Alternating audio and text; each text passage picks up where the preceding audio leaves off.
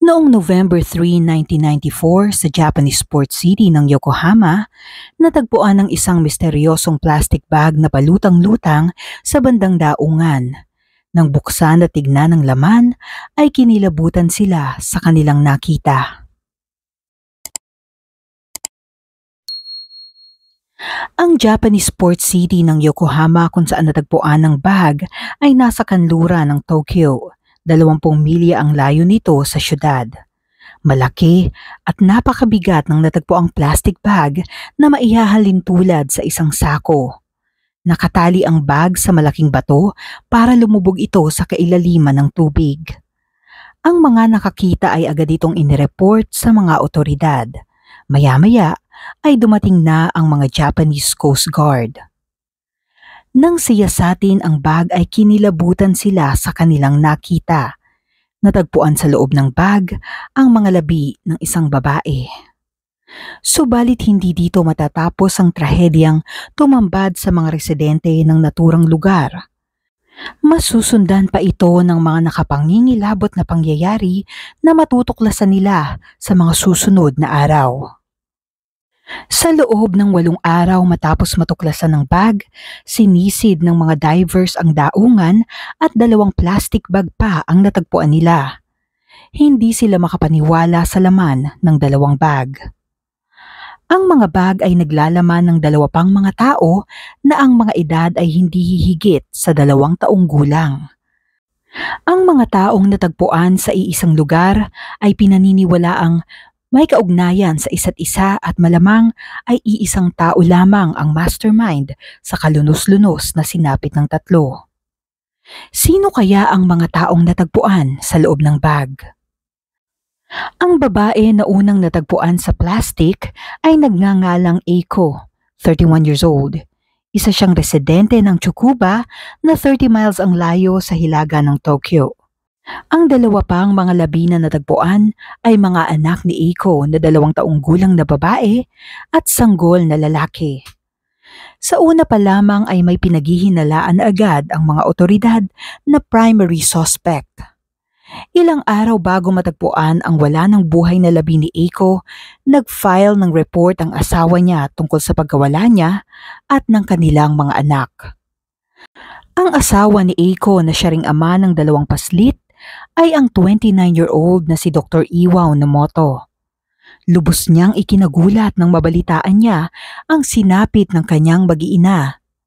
Sa una ay pinatawag siya ng mga pulis upang hinga ng salaysay bilang witness. Sa interrogation room ay binigay ni Iwao ang kanyang salaysay tungkol sa mga huling sandali na nasaksihan pa niyang buhay ang kanyang pamilya.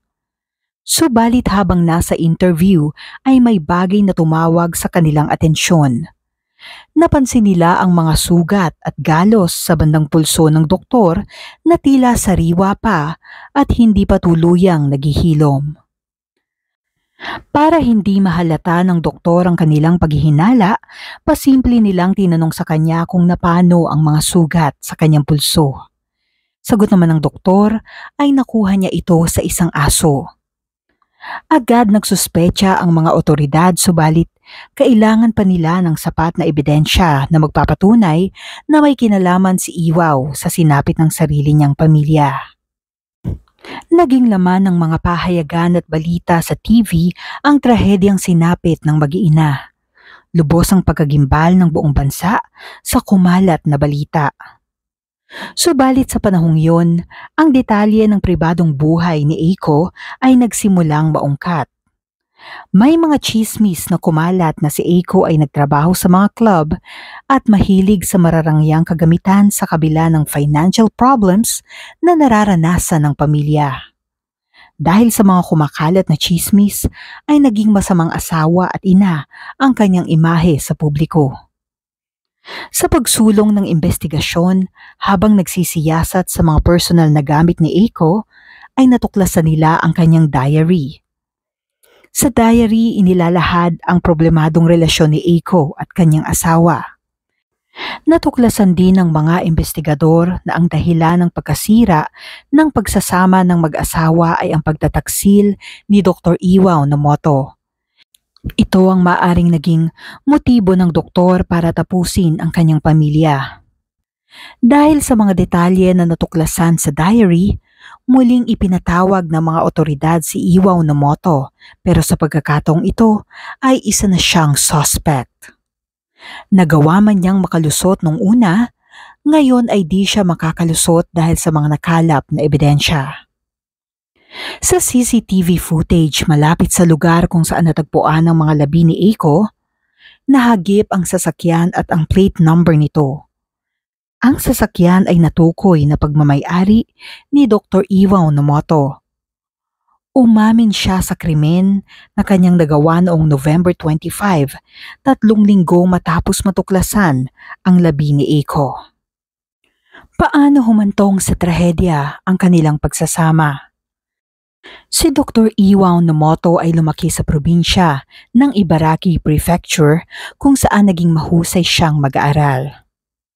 Hindi siya nahirapang pumasa at makapasok bilang medical student kaya naman pinagmamalaki siya ng kanyang pamilya. Nagkakilala sila ni Eiko sa isang local tennis club noong taong 1990. Noon ay 25 years old pa lamang si Iwaw at isang hospital intern habang si Eiko ay isang 27 years old na nurse. Nang panahong yon ay mayroong girlfriend si Iwaw. Pero lubos ang pagkahumaling niya kay Eiko kaya sinuyo niya ito at kinalaunan ay nagsama na sila.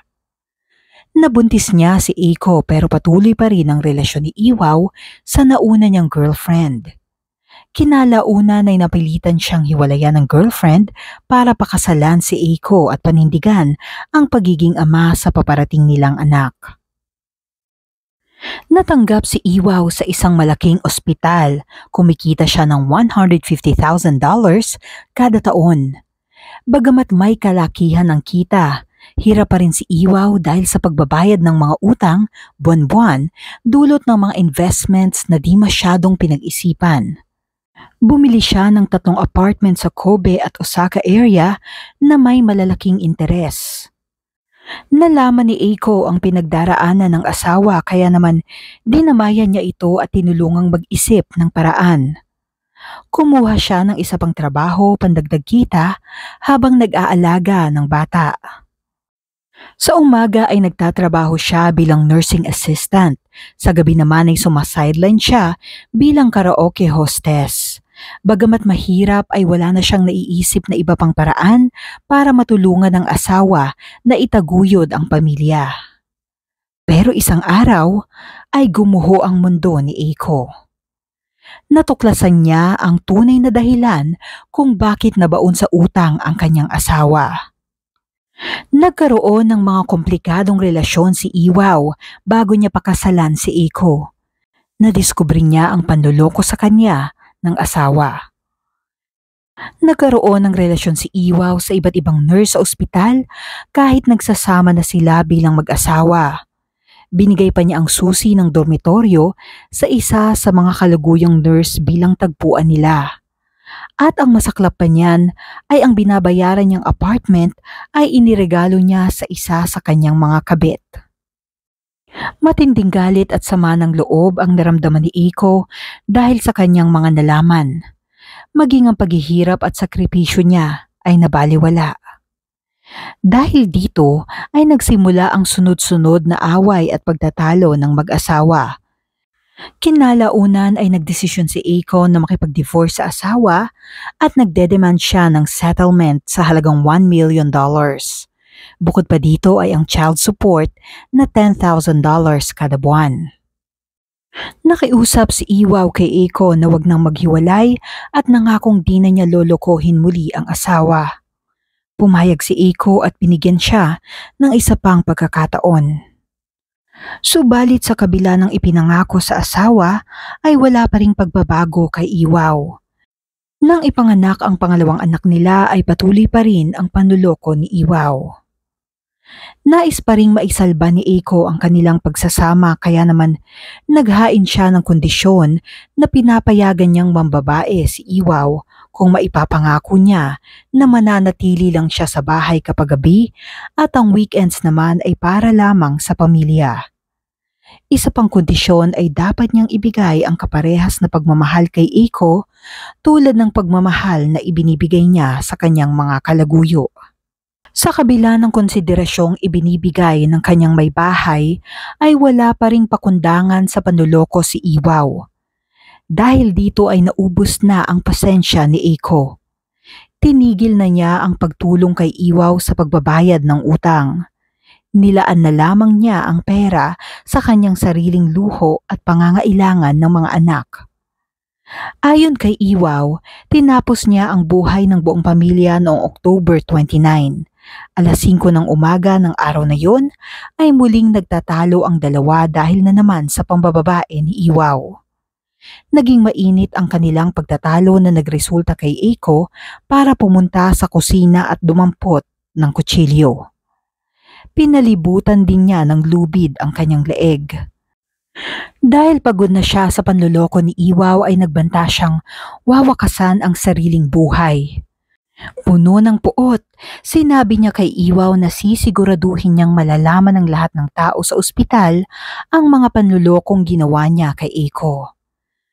Nabalot ng pangamba si Iwaw nang marinig ang mga binigkas ni Eiko dahil magdudulot ito ng kasiraan sa kanyang pangalan at career. Kailangan niyang pigilan si Eiko sa balak niya at ito ang naisip ni Iwaw na paraan. Hinawakan niya ang lubid na nakapalibot sa leeg ni Eiko at hinila niya ito sa abot ng kanyang makakaya. Tinangkang manlaban ni Eiko pero tinakpan ni Iwaw ang ilong at pipig ng asawa hanggang sa mawalan na ito ng oxygen. Makaraan ng ilang sandali ay tuluyan ng nawalan ng buhay si Eiko. Ang oras ay 5:30 ng umaga. Ilang sandali na lang ay gigising na ang kanilang mga anak. Para kay Iwaw ay hindi magiging maligaya ang kanyang mga anak kapag nalaman nila ang sinapit ng ina sa kamay ng kanilang ama. Dahil dito ay nagtungo siya sa kwarto ng mga supling at winakasan din ang kanilang mga buhay. Matapos noon ay pumasok na sa trabaho ang doktor na parang walang nangyari. Habang nasa trabaho ay pinagplanuhan na niya kung paano niya i-dispose ang mga labi ng kanyang pamilya. Nagdesisyon siya na itapon ang mga ito sa dagat. Gagamit siya ng malaki at mabigat na bato para lumubog ang mga labi sa kailaliman ng tubig. Pag-uwi sa bahay ay nilagay na ni Iwaw ang mga labi sa magkakabukod na plastic bag at isinakay niya ito sa trunk ng kanyang sasakyan. Hindi muna siya dumiretso sa dagat bagkus nagpalipas muna siya ng gabi sa isang strip club at bahay para usan habang sakay-sakay sa trunk ng kotse ang kanyang pamilya. Matapos ay nagmaneho na siya patungong tabing dagat at doon ay itinapon na niya ang mga labi ng pamilya. Nagpatuloy sa kanyang buhay ang doktor na walang pagsisisi na para bang walang nangyari. Kinabukasan ay bumisita siya sa isang travel agency para magbakasyon sa Hokkaido kasama ang isa sa kanyang mga babae. Tinawagan rin niya ang mga pulis para i-report na nawawala ang kanyang asawa at mga anak. Nakatitiyak siya na walang makakadiskubre sa mga labi ng kanyang pamilya, subalit mali ang kanyang inaakala. Ilang araw ang lumipas ay lumitaw ang mga labi. Ang mga detalye sa diary ni Eiko at ang CCTV footage ng sasakyan ang mga nagsilbing ebidensya ng kanyang mga ginawa. Ang pag-amin ni Dr. Iwaw Nomoto at ang pangyayaring nag-uugnay sa kanilang hidwaan ay malinaw na indikasyon na planado ang ginawang krimen. Subalit sa paglilitis ng kaso, iginiit niyang hindi niya ito sinasadya at nadala lamang siya ng bugso ng damdamin. Pero marami pang mga misteryo ang mauungkat. Sa autopsy ng kanilang sanggol na anak, nakitaan siya ng isang piraso ng tsokolate na buo pa sa loob ng kanyang tiyan. Ang tsokolate ay nadadigest sa loob ng katawan ng tao sa loob lamang ng isang oras. Dahil buo pa ito, ay nangangahulugang binawian siya ng buhay wala pang isang oras pagkakain ng chocolate. Muli nating balikan ang timeline ng mga pangyayari. Ayon sa salaysay ni Iwaw Nomoto, Binawian niya ng buhay si Eiko bandang 5:30 ng umaga, tapos ay pinuntahan niya ang mga anak para tapusin rin ang mga ito. Ibig sabihin ay kumakain pa ang mga paslit ng chocolate sa pagitan ng 4:30 at 5:30 ng umaga. Duda ang mga investigador sa salaysay ni Iwaw, lalo na nang magbigay ng testimonya ang kaibigan ni Eiko na bumisita sa kanilang tahanan ng gabi bago maganap ang trahedya. Ayon sa kaibigan, nakita niyang kumakain ng tsokolate ang mga bata bandang 7:30 ng gabi. Tandang-tanda rin niya na makalipas ang 30 minutes ay umalis na siya ng bahay nila Eiko. Ang oras ay 8 p.m. Paglabas niya ng pinto, ay nakasalubong naman niya si Iwaw na moto na kakauwi pa lamang galing sa trabaho. Kung ibabase sa testimonyang ito, ang krimen ay naganap sa pagitan ng 8 hanggang 8:30 p.m. Pagkalipas ng 8:30 ay inaasahang madadigest na sa tiyan ang tsokolating kinain ng kanilang anak. Nangangahulugang isinagawa ni Iwaw ang krimen pagkarating sa bahay at hindi kinaumagahan. Paano niya naisagawa ang nakapangingilabot na bagay sa loob lamang ng 30 minuto? Posibleng plinano ng maigi ito ng doktor bago niya isinagawa. Ang isa pang palaisipan ay ang mga plastic bag na ginamit ni Iwaw para paglagyan ng labi ng mga nasawi. Iisipin nating pare-pareho ang paraan ng pagtatali at pagbuhol ng lubid sa kanilang tatlo. Subalit ng siyasatin, isa sa kanila ay iba ang estilo ng pagkakabuhol ng tali. Dalawa sa kanila ay tipikal ang estilo ng pagkakabuhol, at ang isa naman ay kakaiba. Ang kakaibang estilo ng pagbuhol na ito ay tinatawag na Tawara Musubi. Ginagamit ito ng mga magsasaka sa Japan para isara ang sako ng bigas gamit ang lubid. Dahil laking probinsya, masasabing may kaalaman talaga si Iwaw sa ganitong estilo ng pagbuhol. Subalit karaniwang may alam ng Tawara Musubi ay ang mga matatanda. Hindi na halos ito alam ng mga mas batang magsasaka. Napatunayan pa ito nang mag-survey ang mga otoridad sa probinsyang kinalakhan ni Iwaw kung saan wala ni isang batang magsasaka ang nakakaalam sa naturang estilo. Isa pa ay hindi pamilyar si Iwaw sa pagsasaka dahil tumutok siya sa pag-aaral simula pa nung bata siya. Sa reenactment ng crime scene, tanging ang tipikal na pagbuhol lamang ang naisagawa ng doktor at hindi ang Tawara Musubi. Pahiwatig na posibleng may kasabwat si Iwaw nang itapon ang mga labi sa dagat. Kung malalaman lamang ng mga investigador kung sino ang kasabwat at may sapat na ebidensya, ay mapatutunayan nila ang suspetsang planado ang krimen at hindi ito dala lang ng bugso ng damdamin. Malaki ang magiging epekto nito sa sentensyang ipapataw kay Iwaw. Sa kasamaang palad ay nahirapang matukoy at makahanap ng mga ebidensya ang mga investigador tungkol sa sinasabing kasabwat. Hinihiling ng mga prosecutors ang sentensyang kamatayan para kay Iwaw, subalit hindi ito ang naging desisyon ng korte dahil walang sapat na ebidensya na magpapatunay na planado ang krimen. Si Iwaw Nomoto ay sinintensyahan ng habang buhay na pagkakabilanggo. Sinasabing may iba pang dahilang nakaimpluwensya sa hatol ng korte kay Iwaw.